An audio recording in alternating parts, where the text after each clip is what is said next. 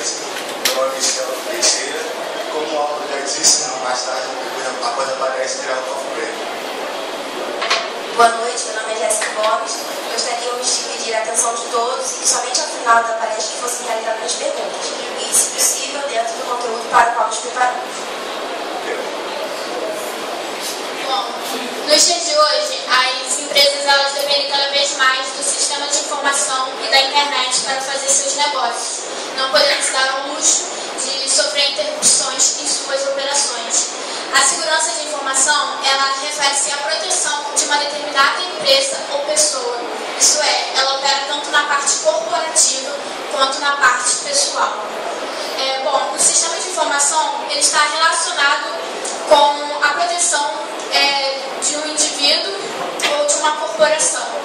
São características básicas do sistema de informação os atributos de confidencialidade, integridade e disponibilidade, não estando restritas somente para sistemas de armazenamento ou sistemas computacionais. Uma empresa ela necessita da informação para objetivar seus fins com sucesso, pois sem ela não há mudanças, não há estratégias ou até mesmo não existiria uma organização. Por isso, nós não podemos deixar nada que nos leve à informação. A informação ela pode estar impressa em papéis ou em meios digitais, como fitas, discos, CDs, DVDs, disquetes. Ela pode estar em fotos, em filmes ou até mesmo na memória de uma pessoa. Bom, nós devemos tratar uma empresa como qualquer outro bem palpável. Nós devemos protegê-la contra roubos, danos ou outras coisas que venham a ser provocadas.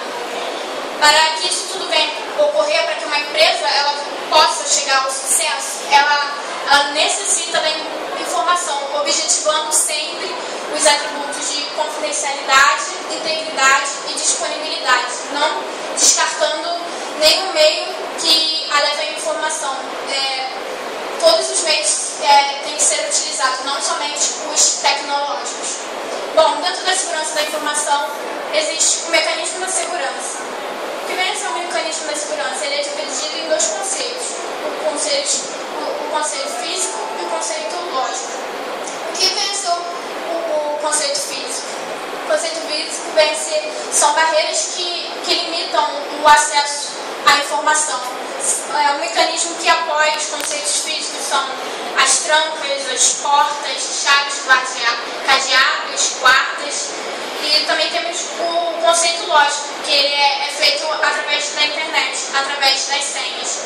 O mecanismo da segurança ele está estudando cada vez mais junto para que para quem não venha a ser exposto à organização a esse tipo de vulnerabilidade. Então, ele está juntando todos os conceitos possíveis, não, como eu falei anteriormente, não somente os tecnológicos, mas também comporta, enfim.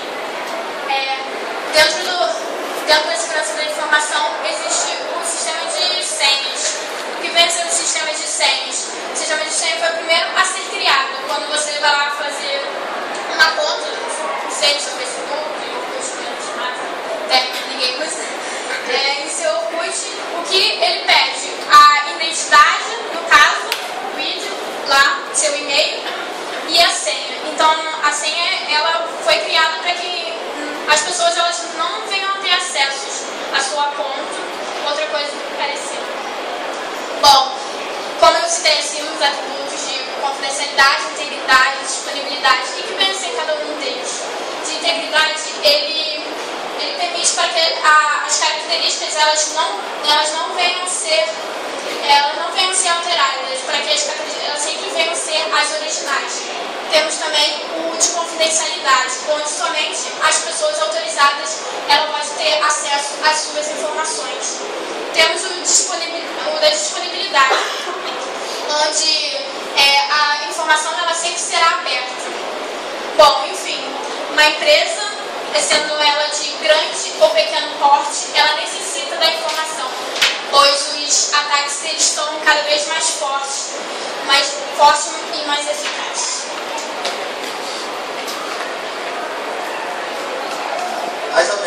trouxe hoje de informação estão relacionadas à quebra de 3 princípios básicos.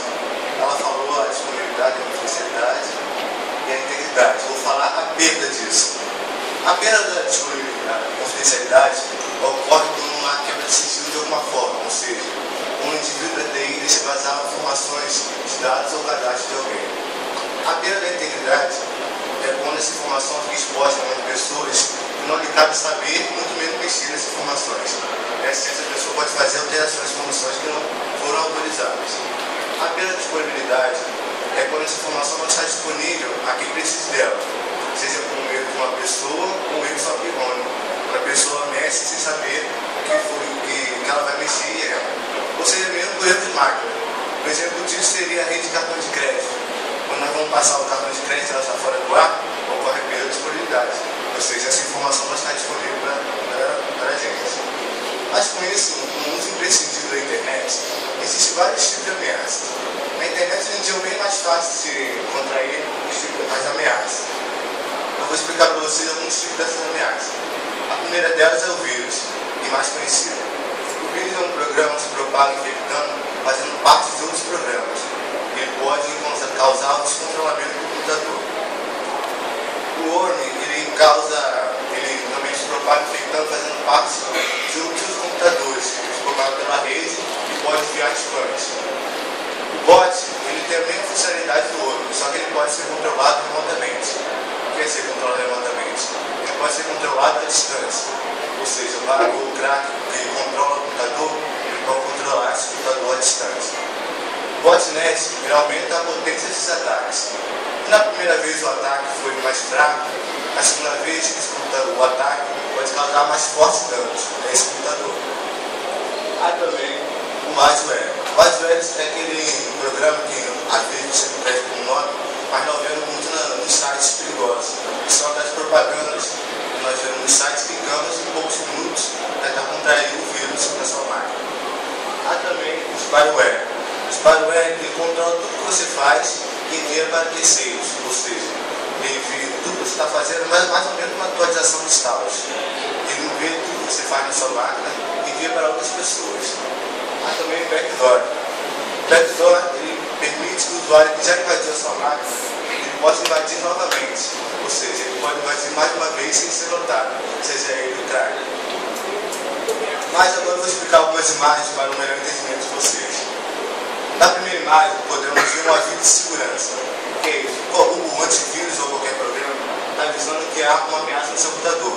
No caso ali, o spyware. O spyware ele envia, como eu falei, tudo que você faz para terceiro. Então ele está avisando que há alguma coisa de errado na sua máquina. Na segunda imagem, podemos ver o worm. O worm, traduzindo do inglês para português, significa vermes. Na ilustração, como podemos ver, o computador está cheio de vermes, está infectado. Na terceira imagem, podemos ver um computador em mau funcionamento, ou seja, o computador achou um vírus e não está funcionando normalmente. Isso aí está dando erro.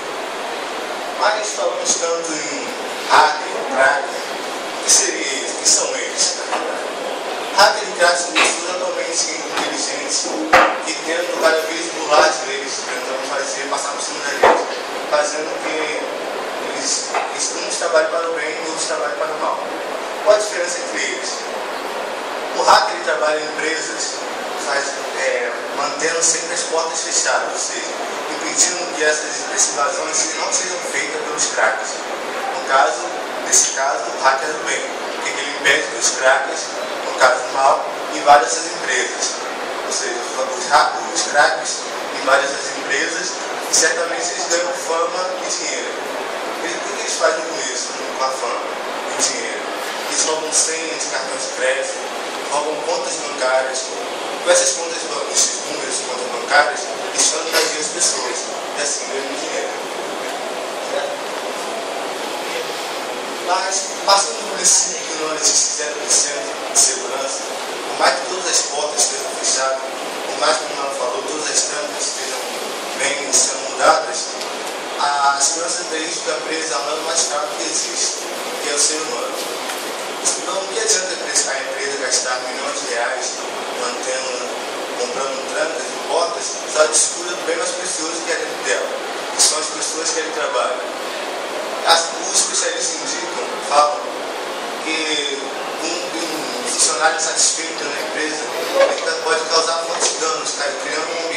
propício a erros. Ou seja, se ele está insatisfeito, não anda bem com o seu trabalho, ele cria um ambiente propício a ele, evitando também aos seus parceiros que trabalham junto com eles. Por isso, a indicação, primeiramente, é sempre manter o indivíduo da TI ao lado da empresa, fazendo com que ele não somente trabalhe ali, mas que ele também cresça junto com a empresa. Assim, podendo ocorrer melhor a disponibilidade entre eles. Mas eu vou falar para vocês também algumas posturas adotadas para manter a segurança da informação. Algumas posturas são adotadas, mas a principal delas seria o privilégio mínimo. Ou seja, manter o privilégio mínimo é fazer as atividades que são relacionadas só àquele determinado grupo. E aí que entra a tal da confidencialidade. Ou seja, essa informação só pode estar disponível nesse certo grupo e não deixar vazar, não ocorre a perda da disponibilidade. Mas como fazer para manter o privilégio mínimo? Primeiramente, é manter a educação da empresa. A empresa tem que ensinar os seus indivíduos da empresa a utilizar sempre as trâmites, o gerenciamento de senhas, mas que eles troquem continuamente as senhas. A educação é básica para tudo e qualquer informação. Os sistemas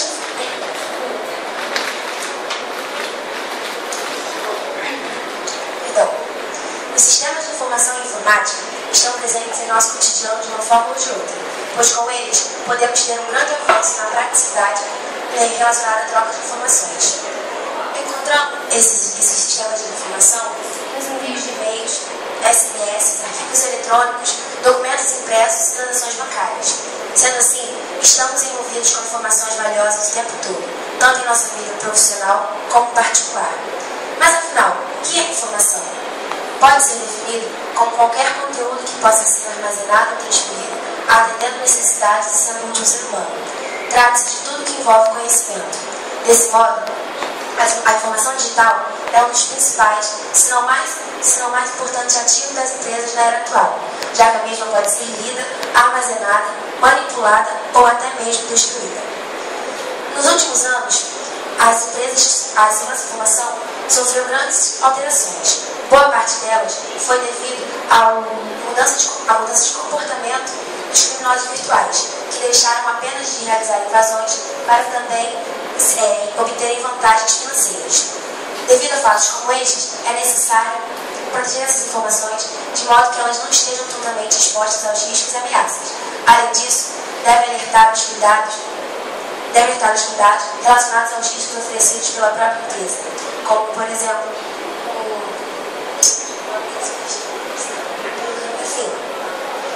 por isso, a questão das vulnerabilidades. No entanto, há 3 tipos de vulnerabilidades computacionais. Humanas, que geralmente ocorrem por falta de conhecimento e atenção do usuário, omissão ou intenção criminal. É possível combatê-las realizando treinamentos contínuos e campanhas de conscientização aos profissionais que ali trabalham. Componentes. Acontecem, na maioria das vezes, por falhas em equipamentos ou aplicativos. Ou seja, pode ser um erro de programação, um hardware ou tecnologia obsoleta. O combate pode ser realizado através de atualizações contínuas. E eventos, que acontecem por acidentes ou fenômenos naturais. Como não podemos evitar que os eventos naturais aconteçam, devemos arranjar maneiras de proteger as informações dos mesmos. Por exemplo, mantendo um backup dessas informações longe dos dados originais e aterrando energia elétrica. Como foi citado anteriormente, o ponto mais visado entre essas categorias deve ser o elemento humano em ambientes computacionais, por ele ser o elo mais fraco da cadeia de segurança. E sobre ele devem ficar os principais cuidados durante as fases de especificação, gestão, monitoramento e implantação da política de segurança da informação. Devido a isso, a aplicação da política de segurança da informação e a utilização de ferramentas que auxiliem a implantação dessa política são as melhores proteções para que essas informações não fiquem vulneráveis. A política de segurança da informação estabelece normas e procedimentos que determinam as responsabilidades e garantem a segurança da empresa. É feita através da interação entre as equipes de administração, infraestrutura lógica e física e análise e desenvolvimento de sistemas. A elaboração desta política é o ponto de partida para o gerenciamento dos riscos associados aos sistemas de segurança. É essencial que a organização identifique os requisitos de segurança com base em 3 fontes principais. A primeira fonte é a avaliação dos riscos dos ativos para as ameaças e vulnerabilidades. A segunda fonte é a legislação vigente ou estatutos que regulamentam as cláusulas que comporão a política de segurança da informação. A terceira fonte é o conjunto de princípios e objetivos que a empresa deve desenvolver para apoiar suas operações. Para entender as principais necessidades da empresa, a política de segurança da informação deve ser clara e concisa, ou seja, deve ser explicada de forma breve e sucinta para que seja de fácil entendimento e também para que todos possam entender. Deve ser revisada periodicamente para constantes modificações e atualizações, amplamente divulgada para que seja de conhecimento de todos os integrantes da organização e respeitar algumas normas ISO e IEC, entre as quais podemos citar 17.799, 18.044, 27.000 e outras, que propõem uma série de orientações a serem seguidas para a implantação e a aplicação da política. Deve ser de fácil compreensão e, enfim, porém, ela requer um alto investimento, com a contratação de profissionais competentes, dando a eles treinamentos e cursos para sempre se manterem atualizados, adquirindo hardware e software de acordo com a implantação da política e treinamentos e conscientização para os usuários. Também é importante ter um circuito elétrico independente, um sistema elétrico alternativo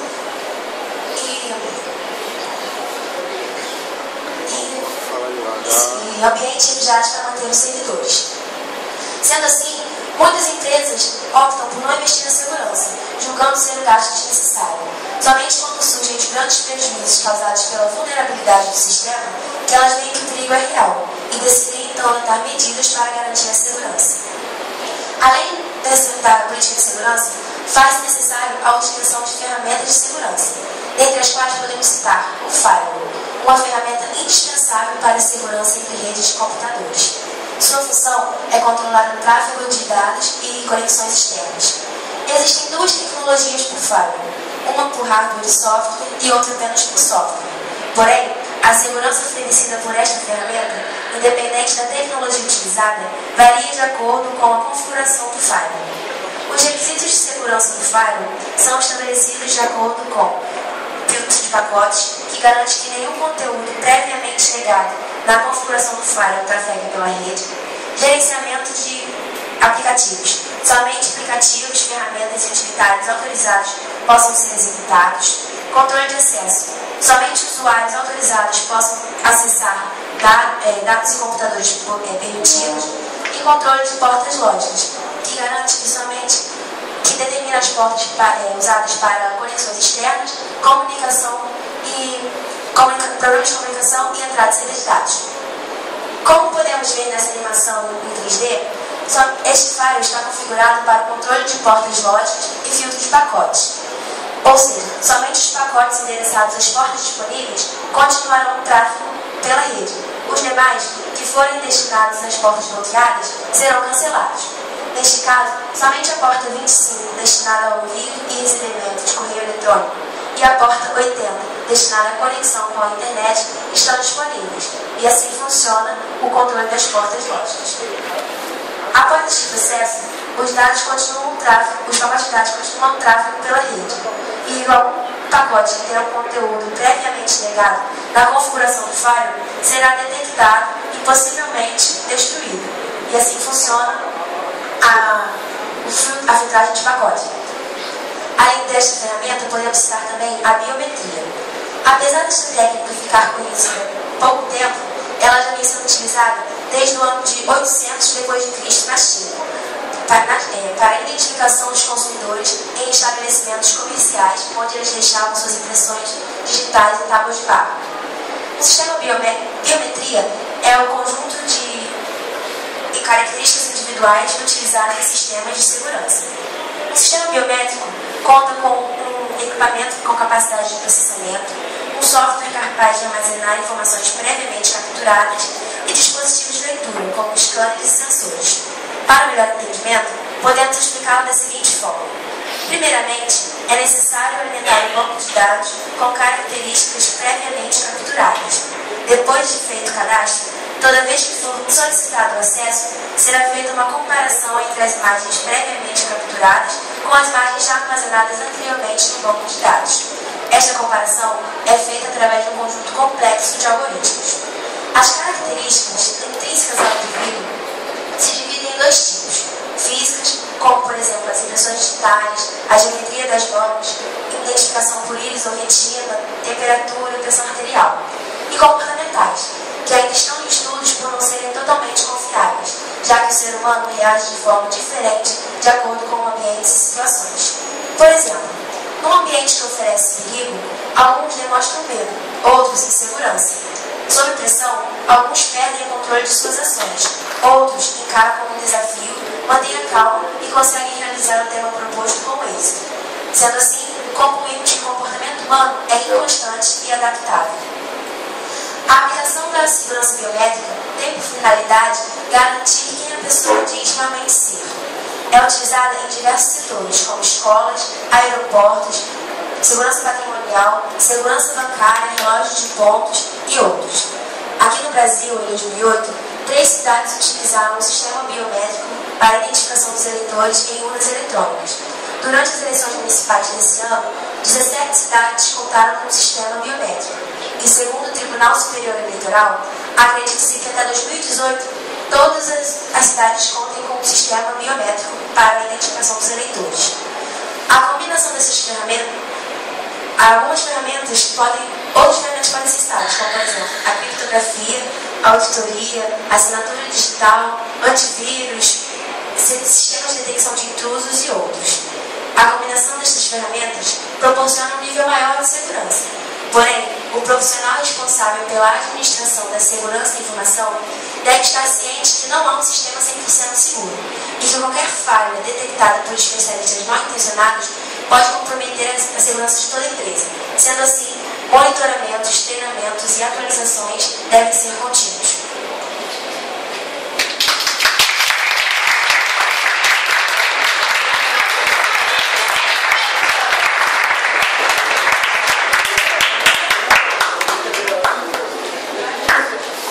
Pessoal aqui, treino é treino, jogo é jogo, né? Parabéns. O grupo agora está à disposição para tirar alguma dúvida que tenha ficado durante a apresentação. Alguém tem alguma pergunta a fazer? Visual, alguma dúvida?